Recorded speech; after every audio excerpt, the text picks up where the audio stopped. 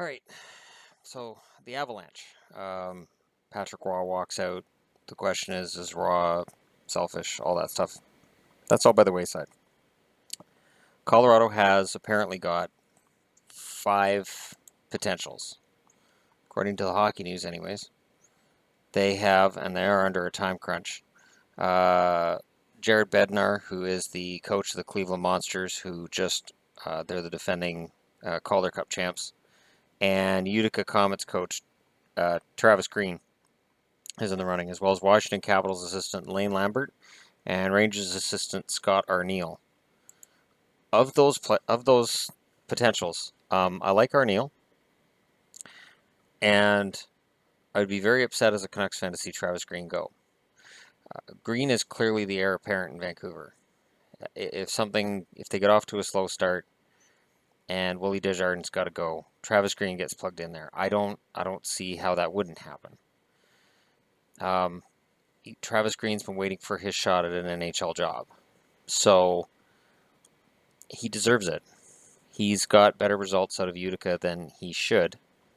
Certainly, they haven't been a stellar team. He rode a hot goalie with Markstrom there a couple years ago, and they got into the final. And last year they overachieved as well. And Travis Green is a coach that can get the most out of a team. And Scott Arniel with the Rangers, he's been waiting on an opportunity as well. So those two guys stand out. Bednar, be a good pick because Calder champion. And of course, Calder champion's not the same as winning a Stanley Cup. There's certainly been coaches who've coached very well in the AHL, come up to the NHL and it's flamed out. I remember John Anderson coming up in Atlanta as an example. The problem was that's Atlanta. Like the Atlanta Thrashers were not a very good team, and Anderson was put in a position where he was going to fail. There was no chance of success for him. Now, I'm biased. I'm going to say that right out. Travis Green has been one of the best coaches outside the NHL for a while. And he has paid his dues, and he'd be a fantastic pickup. Bednar, according to the article here, has also been working his way up since 2002-2003 in the East Coast League. So, it is a good list. I would say any of these guys, no insult to Patrick Roy, but any of these 4 will upgrade the coaching situation in Colorado. Because somehow, even though they've been stood up, they've lost a coach, and they're only a month out from training camp, all 4 of those candidates are solid. They're all solid, really solid guys. Arniel, I would think, with the Rangers, is the heir apparent if Vigneault has to get thrown out. So, I don't know. And the odds of Vigneault getting fired are slim, but those slow starts. And coaches get recycled regularly. So, you just never know. But personally, my money would be on Travis Green. I like Travis Green as a coach. His record's fantastic. I remember him as a player. He was a very good player. He was a good two-way forward. Smart player. I never heard a bad word about him. And for Colorado, they need a steady, confident coach. And they need a guy who can get results. And Green's that guy. And Colorado doesn't have a bad team. Like right now, I'm not predicting Colorado's going to make the playoffs, but a lot of that had to do with the fact that with Patrick Roy, he had the passion and he has a lot of hockey knowledge, but his coaching knowledge was lacking in a lot of ways. And he got through his first season. He won Coach of the Year. Coach of the Year is pretty much a jinx at the NHL level when you think about it, because often Coach of the Year, a couple years later, they're out. But second year, all of the advanced stats caught up to them. And that was what did them in. When your puck possession is off, you can BS your way through a season. Calgary did it too. And then the season after, that's what Florida's trying to prevent with the moves they've made this year. So it'll be interesting to see who they go with. But personally, I think Travis Green deserves every opportunity at the NHL level. And as much as I'd like to see him as the next coach of the Vancouver Canucks, if he gets this opportunity with Colorado, I think he'll thrive. I think any of these four would thrive. Lane Lambert, from what I remember with him, very good defensive forward, solid guy. I never heard a bad word about him. And it's the reason why when I'm reading articles about how Roz left Colorado hosed, there's always good coaches looking for work. There's always a good guy in the American League, even in the East Coast League, and in some of the CHL as well, guys who are willing to come up to the NHL if that opportunity arises. And it's just a matter of, as a GM, naming the right guy and plugging him into that job. I mean, the Avalanche, with the right coach, it's another Jack Adams waiting to happen. That they just get hot. They've got youth, they've got depth, they've got goaltending. It's a matter of being able to turn those advanced stats around. And in this league, if you can get your power play top 10 and your penalty killing top 10, you're good. The one thing that I know with the Canucks a couple years ago, and it looks like a mirage at this point because last year they fell apart, it was special teams. That power play and penalty kill. If you can make it so that at 5-on-5, you're not getting hurt, but you have a good power play and your penalty kill is good, you're a playoff team. And it sounds really easy, and it isn't. And the good coaches can do it more often than not. And that's why they're the good coaches and they keep their jobs. And in my eyes, I hope Green's the guy. I do. I hope Green's the guy. And I say that as a guy who has no emotional investment with the Avalanche whatsoever. I don't cheer for the Avs. I never have, not since they left Quebec. The move out of Quebec was tough. So, anyways, this has been a relatively good day for me. And there's, a lot of other stuff that I don't talk about on my channel that's been going on with me lately. So, when you're looking for good news, because things are kind of like, last night somebody smashed my son's patio door in, the glass on the patio door, and I didn't know until this afternoon, so I had to call the landlord over. And it's smashed, so there's glass all over the room, and my concern is that he found like little rocks, but I mean, we're on the second floor, and this would have been thrown from the ground, and there are these tiny little rocks, and I'm thinking, I think something else was used at some point, I just don't know. So I don't have any evidence of anything else being used, but he's had a friend staying over that apparently got kicked out of his house by his parents. I don't know what's going on there. I know that I'm not going to throw a teenage kid out on the street. That's not me. I haven't seen like an Amber Alert. I haven't seen the kid on the news or anything like that. So, you keep an eye on that shit. But, so that's kind of got me a little antsy today. And then last night I had 2.5 hours sleep because I had nightmares and woke up at 2 in the morning and couldn't go back to sleep. I was like, that dream means I can't go back to sleep. That experience when you have a nightmare and you wake up and you're like, if I go back to sleep, I'm going right back to that dream. And you're upset from it. So already your heart rate's up and you can't bring it down. So yeah, and today it's 37 degrees again. So this heat wave sucks. Really sucks. Big time sucks. So am I a little more touchy than normal? Yeah, absolutely. Absolutely. And, it is what it is. But the Olympics are, oh God. I was going to say those are going well. And then the Canadian girl goes to do the pole vault and she just gave up. She didn't even try to clear the bar. She goes, yeah, no, I'm not going to make it. And she just dives into the mat. I fell for her, but when I saw her not able to clear the first height they were doing, I knew. And she got up to her personal record. Her personal record's 4.55, and she cleared 4.50, and she couldn't clear 4.60. So that's where she's at. But Some of the Olympics today have been, I don't know, iffy, I guess you could say. But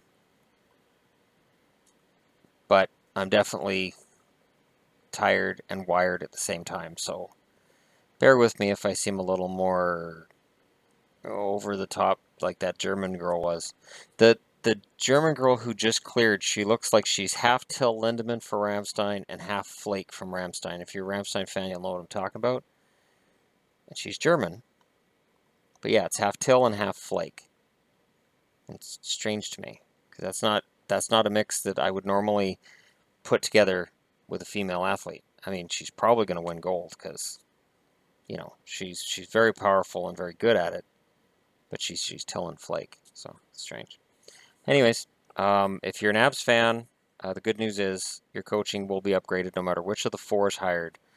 You're getting a good coach, and this is a sign that Joe Sakic knows what he's doing when it comes to picking a new coach, which is good because I was starting to worry about Sakic, especially when I heard that he had basically, when Rock quit, asked him to reconsider, and that made me question a bit because considering the track record and considering Roy's general inexperience before he took over as a coach of the Abs, um, he kind of saved Sakic's bacon a little bit here. I think this will salvage the season if they hire the right guy and if the team comes together the right way, which can be said of any team situation, certainly. But I like Green. I really do. I really wanted Travis Green to be the next coach of the Canucks. I was like, all right, if the Canucks get off to a slow start and Desjardins gets canned, it's fine. We've got Travis Green in the American League. He'll come up from Utica, and it'll be beautiful.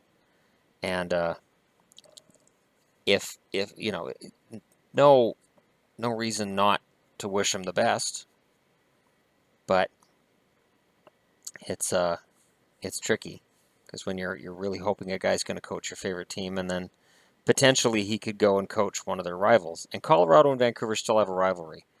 It goes back quite a ways to some playoff matchups that got contentious, and of course the Steve Moore thing. But that rivalry is there, and I don't know if hiring Travis Green would accentuate that, or if it's just the kind of thing that only a nerd like me would pay attention to. It's probably something only a nerd like me would pay attention to, but we'll see. So yeah, the Avs are in the market for a really good coach. It's going to happen, and I tell you, that Central Division, I don't know that there's a weak team in it. I think every team in the Central looks pretty strong right now. I think every team has added where they needed to, and Colorado's biggest need was to upgrade their coaching, and they've done that, regardless of who gets hired. But the hiring is going to happen pretty quickly because they don't want this to drag on, obviously. If all the interviews are this weekend, I'd expect an announcement by Monday at the latest, because Sakic wants to have a coach in there well before training camp, and you want to go over things with him. And I'm guessing that whoever's hired as coach won't be VP of player personnel. I think that won't happen here. What Patrick Roy had, the reason that he quit, it won't come into play for these guys. It's basically you're the coach, we make the player decisions, and you try to make it work. So if we're not bringing in the right players, you still have to try to make it mix together and make it work. Something that with New York, Vigneault's been very good at for a long time. I think Julian's done that to some extent in Boston as well. There's some very good coaches that can take teams that shouldn't go anywhere and get them places. And who knows? One of these guys in Colorado could be the next big coach, the Jack Adams winner. Really, all Colorado would have to do is finish second in the division, and I would think whoever the coach is has a great shot at the Jack Adams, because right now they're not being picked for anything. But all of the pieces are there. Colorado is tantalizingly close. They've got all these young players and all of these really good, talented players that, with the right leadership and with the right system, they can beat anybody in that division. I'm not going to say everybody in the league go President's Trophy, but they're better than a 500 team, and they've been a 500 team for the last 2 seasons. They're better than that. So with Travis Green, I would say they're an outside shot at making the playoffs. Man, these playoff predictions are going to get really difficult. I'm going to do another round of playoff predictions right before the season starts. And honestly, we're about 2 months out, and it looks like it would be a really tough call on who's going to make it and who isn't. Other than a few teams that I know just don't have what it takes to make the playoffs. But anyways, thanks for watching. And this is it for me for today. I'm going to try to find a place that's cooler. It doesn't exist. It just doesn't exist. It's 37 freaking degrees. It's 37. 37. Nothing should be 37 degrees other than food you put in the oven. Nothing should be. I feel bad for my cats. They come up and they try to sit in my lap, and it's like, are you insane? That's body heat, kitties. No. There's a couple of them that we've been wetting down their fur because they're not doing well with the heat. So hopefully this heat lets up soon because I have to go back to work on Sunday. So I worry. Because cats can't regulate their heat the way that we do. They don't sweat, and they don't really pant like dogs. They can. The cats I have now don't. I had a cat before that did. He used to pant quite a bit. These ones really don't. I don't know if it's because it doesn't get as hot in this apartment as it used to in my other apartment where my other cat lived, or what it is. But they don't pant. I've never seen them do it. So, anyways, that's unrelated, and it's a wonderful little detour. But thanks for watching, and I will be back again tomorrow for the last day of Holiday Shannon, and then we go back to videos that are probably posted later, with many apologies, because I work later than what I've been posting for videos. And honestly, I look at where this channel is and where this channel could go, and it's kind of my baby at this point, because the one thing that it does as a YouTuber and as making a few bucks on it, it does free me up to potentially go into my job and say, I'm cutting my hours back. It potentially allows me to work another job for less money. And potentially, if the channel gets big enough, I can just move. I don't have to worry about, working this and that, because maybe I only need a few $100s a month to cover bills and anything else.